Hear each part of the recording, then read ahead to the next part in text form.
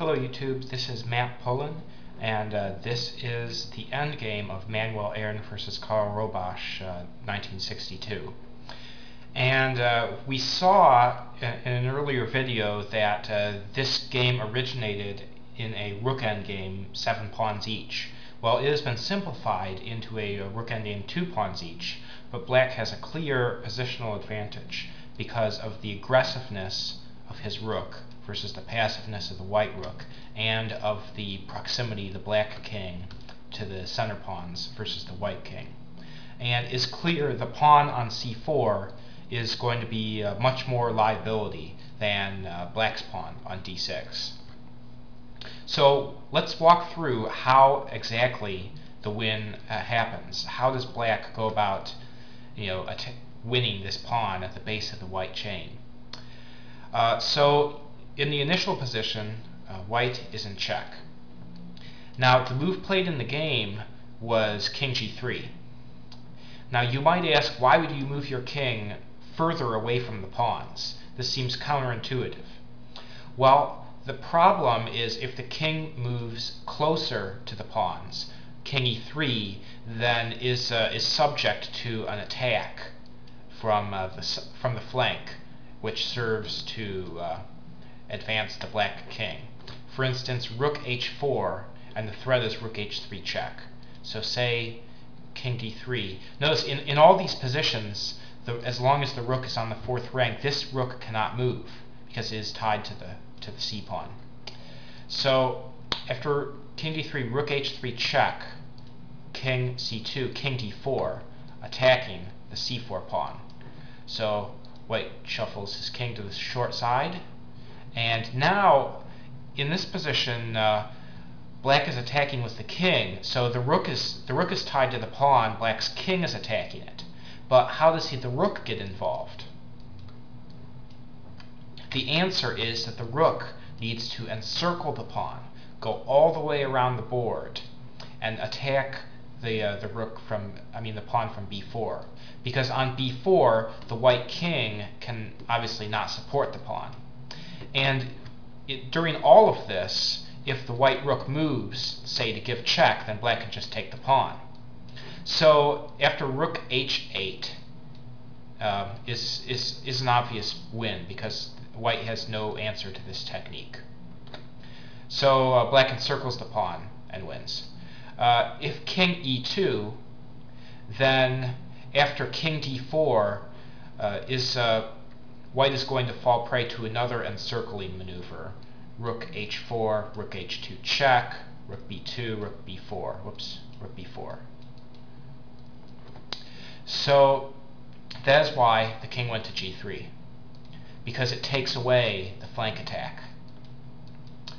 Also, obviously, the king cannot immediately advance because the rook would be on pre.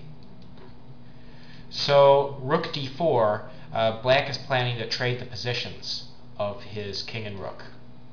So here, rook e1 check really would not help. Rook would block on e4, and obviously the trade would result in a winning endgame because the Black King is too close to the pawns. So because of the attack on c4, the rook would just need to go back to c1, and then Black plays king d4 and continues his maneuver to win the pawn. So instead, king f3 was played in order to stop the king from moving in, but he plays this check anyway, rook d3 check, and now king to g4. Again, the White King moves away from the center of the board. Why is this? Well, if king e2, then rook h3, followed by king d4, rook h2 check, leads to the encircling maneuver that I mentioned earlier in a variation. So after king g4, rook e3, with the idea of king d4, or maybe even rook e4 check and then king d4. But here White would just wait, and then rook e1. Okay. I guess king d4 could also be played. It transposes to the game. After king f4, rook e1, king f3. After say rook e2, rook e1, which happened, king f3, king d4, king f2. So white attacks the black rook in order to stop the plan of just coming to the. Although I'm not sure why rook b1 wouldn't win here as well. It's possible that rook b1 also wins here, but black decided to play king d3, and here it offers a trade of rooks that is obviously beneficial for black, because if king takes, then king takes c2, king e2, king c3, and this pawn falls. So instead, white retreated the rook to a2. Now the pawn is on pre, but so is the rook. So black just retreated the rook. Notice that the king is cut off now. So rook a6 was then played, for an attack on the base of the black pawn chain. Now, what if rook a4, passively defending the base of the white pawn chain? Well, in this case, just walking over with the king c3, king f3, king b3, this rook runs out of room to defend the pawn. So that is why the rook went to a6 to start the counterattack. And here, black played rook f8 check, and in this position, king g3 was played. King e1, black can play rook f6, just defending and forcing white to do something about king takes c4. And after rook a4, again we see king c2, king e2, king b3, and the white rook runs out of room. So that is why the king went to g3. Now, I think rook f6 would be a mistake, because it's the defense and it cuts off the white king, but the white king can fight. The white king is a fighting piece. It can, after king g4, king takes c4, king g5, and now all of a sudden the black rook is the one that runs out of room. Black can no longer guard the d6 pawn. And after king b5 attacking the white rook, there is rook c6, and now black just has to move the rook. Rook f1, rook takes, c4, rook d8, and I'm not sure that black is still winning anymore. Which is why he didn't go in for this, clearly.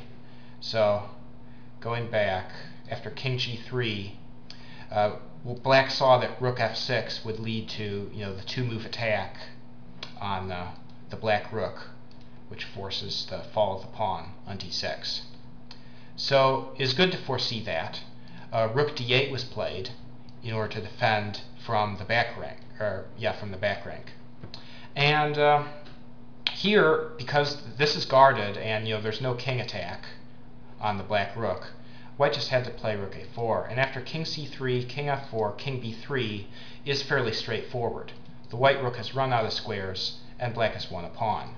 King takes c4, rook d1, rook f8 check, and here is, I could go over the rest of this, but it's pretty clear what black is planning to do.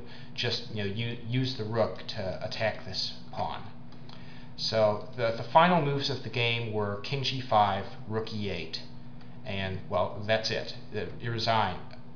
White resigned because of rook e5 and rook takes pawn.